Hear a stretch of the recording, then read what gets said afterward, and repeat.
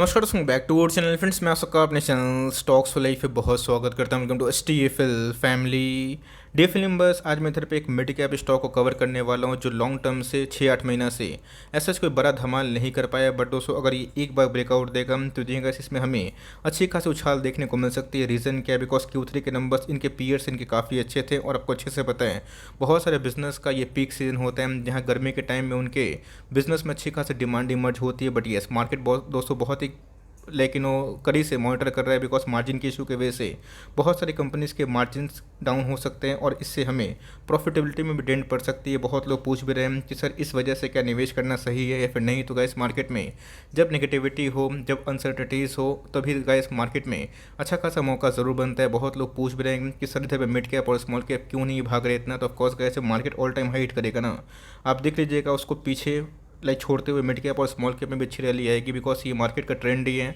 इसके पहले जब मार्केट ने लाइफ टाइम हाई हिट किया था उसके बाद ही हमें मिड कैप और स्मॉल कैप में अच्छी खासी उछाल देखने को ज़रूर मिली थी। तो फटाफट दोस्तों इस इंटरेस्टिंग वीडियो को स्टार्ट करते हैं। आप चाहे तो CMP में धीरे धीरे ऐसे जेम कंपनी को अपने पोर्टफोलियो में शामिल कर सकते हैं। चैनल फर्स्ट टाइम होंगे सब्सक्राइब कर सकते हैं इस तरह की क्वालिटी कंटेंट को सबसे पहले एक्सेस करने के लिए। Now without dealing any for time, let's begin. मुझे अच्छे से याद है, आज से 1.5 साल पहले जब इसका भाव 800 के आसपास था, मैंने खुले शब्दों में बताया था कि मैंने एंट्री करी है। आप भी चाहें तो इधर पे एंट्री कर सकते हैं। ऑफकोर्स हमारा जो बाइंग प्राइस है बहुत ही पुराना है और गैस देखते ही देखते इसने हमें 3x पैसे कमा के दिए हैं। और वही सेम फंडा गैस जिस कंपनी में EPS सही होते हैं, जिस कंपनी में मार्जिन का इशू शॉर्ट टर्म के लिए होता है बट लॉन्ग टर्म में कंपनी का जो ग्रोथ है वो इंटैक्ट होता है। तो आने वाले कल में कंपनी कितना भाग सकती है ये मेरे और आपकी कल्पना से बाहर है। तो मेरे हिसाब से गैस देखते ही देखते ये 3 टाइम्स तो हो चुका है बट मुझे लगता है कंपनी लॉन्ग टर्म में बहुत ही अच्छा करेगी बिकॉज इसने अपने पीयर्स को पिछले कुछ समय से बहुत डोमिनेट किया है ज़रूर है। कल की बात की जाए तो मार्केट में इतना उतार चढ़ाव होने के बावजूद भी गैस इसने एक साल में 80% के आसपास पैसे बना के दिए हैं। पिछले कुछ समय से एक रेंज बाउंड था जब गैस ये FNO का स्टॉक बना था 1800 के भाव पे था। मैंने इधर पे बहुत बार कवर भी किया था और गैस बीच में तो ये 2250 के आसपास भी आया था बट ऐसा कोई बड़ी रैली हमें देखने को नहीं मिल रही। बट इसने अगर दोस्तों ये लेवल तोड़ा जिसका भाव 2700 के आसपास आता है, वॉल्यूम इंक्रीज हुए हैं तो इसमें एक अच्छी खासी उछाल देखने को मिल सकती है।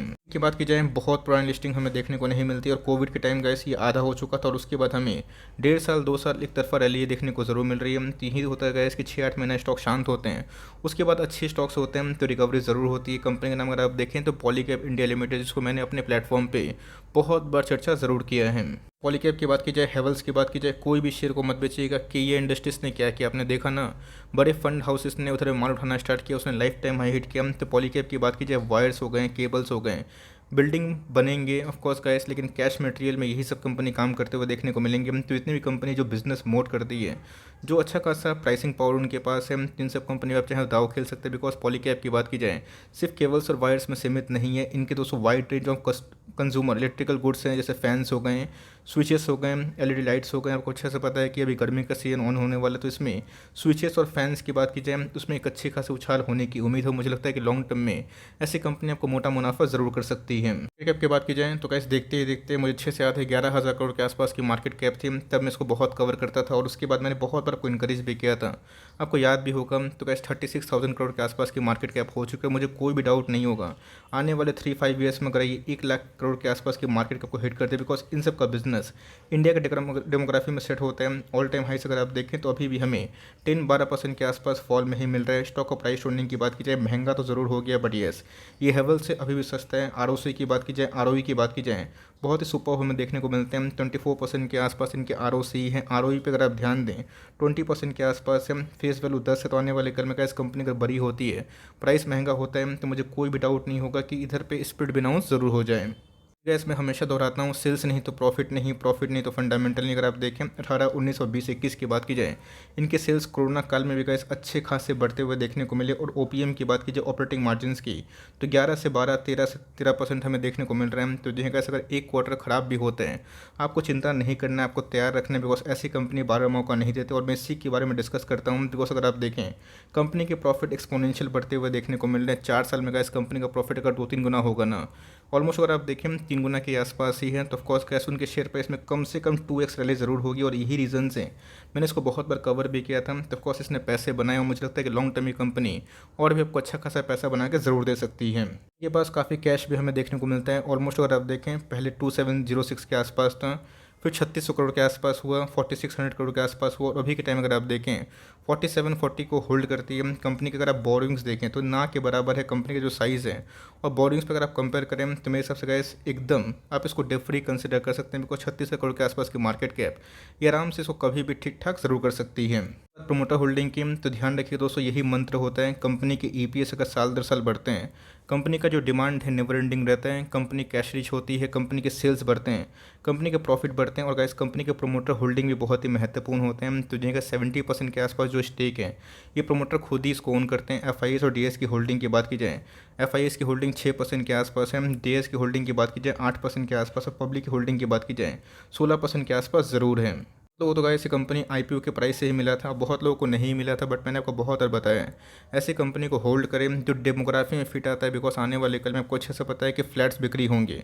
तो ऑफकोर्स गाइस रियल एस्टेट का बिजनेस थोड़ा सा रिस्की इसलिए होता है, बिकॉज आपको अच्छे से पता है कि उनके जो कैश फ्लो है वो ठीक ठाक नहीं होते हैं। बहुत बार कंपनी क्या करे डिफ़ॉल्ट कर देती है, बट अगर आप बिल्डिंग बनाएंगे तो उसमें गाइस जो कैश मटेरियल होता है, जैसे पेंट्स हो गए, पाइप्स हो गए, पीवीसी हो गए, आपको गाइस उन सबको कैश में ही खरीदना पड़ता है, और यही रीज़न है कि इन सबका जो बिज़नेस है वो इंडिया में काफ़ी स्मूथ होता है। तो जिस हिसाब से गाइस इंडिया का जो रोड मैप है कि आने वाले कल में रियल एस्टेट को बूम करना है और भी जॉब क्रिएट करनी है, तब कोर्स गाइस रियल एस्टेट और बैंक एनबीएफसी यही बून होते हैं, पिलर होते हैं इकोनॉमी के। और कभी गाइस मार्केट में एक मंदी आती है तो ध्यान रखिएगा, ऑफकोर्स जो गवर्नमेंट ऑफ इंडिया है वो कोई भी देश की गवर्नमेंट वो बैंक एनबीएफसी और रियल एस्टेट बिजनेस को काफ़ी बचाते हैं भी है, बिकॉज बैंक नहीं सही रहेगा तो इकोनॉमी कोलैप्स हो जाएगी, जस्ट लाइक श्रीलंका। और सेम दोस्तों रियल एस्टेट की बात की जाए तो ऐसे बहुत सारे जॉब की बात की जाए, रोजगार की बात की जाए, ये ज़रूर क्रिएट ज़रूर करते हैं। ध्यान रखिएगा, बहुत बार इसने 200 का जो मूविंग एवरेज से टच करने की कोशिश की, इसका भाव 2250 के आसपास है, तो कैसे एक रेंज बाउंड है। अगर ये फिर से आपको 2350 या फिर 2250 के आसपास आता है तो 100 रुपये मैटर नहीं करता, मैटर ये करता है कोई कंपनी कन्विक्शन आपके लिए कितना इंपॉर्टेंट है और लॉन्ग टर्म आप कितना होल्ड कर सकते हैं। अगर देखें दोस्तों, अगर आप ध्यान से पहले ये कंपनी का शेयर प्राइस बीच में ओवरसोल्ड जोन के आसपास जा चुका था, और धीरे धीरे इसमें हमें रिकवरी देखने को ज़रूर मिली है। बात वीकली चार्ट की तो जी गैस 1 टॉप 2 टॉप और 3 टॉप अगर ये लगाता है इसको लगाने दीजिए, बट मेरे हिसाब से ये जो प्राइस जोन है ना गैस इस पे कहीं मिलता है। जैसे कंपनी को ये हो गए, प्रिंस पाइप हो गए, हेवल्स हो गए, एस्टेल हो गए, इन सब में आप निवेश कर सकते हैं। तीसरे प्रकार एक क्वेश्चन है पॉलीकैब के ऐसे 4 पीयर्स के नाम बताइए जो मार्केट में लिस्टेड है, जितने की आपकी जानकारी कितना है, डजंट मैटर आप होल्ड करें फिर ना करें, लेकिन मार्केट को रिसर्च आप ज़रूर करें। 1 वीक के चार्ट में अगर आप देखें तो ऑफकोर्स जो RSI इंडेक्स है वो फ्लैट है, जहाँ पे आराम से आप लॉन्ग टर्म के लिए एकोमोडेशन कर सकते हैं। बट कभी भी गाइस ये आपको 8-10% के आसपास करेक्शन मिलता है तो बहुत ही बेस्ट बाई लेवल होगा। तब चाहे तो ऐसे जेम कंपनी को हर एक गिरावट फॉर लॉन्ग टर्म दबो सकता है। मुझे लगता है कि लॉन्ग टर्म में 3-5 साल में ये कंपनी आपके पैसे 3-4 गुना करेगी ही करेगी, और उसके साथ अगर आप इसको छोड़ देते हैं 15 साल के लिए ये कंपनी बहुत विशाल कंपनी बन सकती है। अगर वीडियो सही लगी तो लाइक कर दीजिएगा, चैनल फर्स्ट टाइम होंगे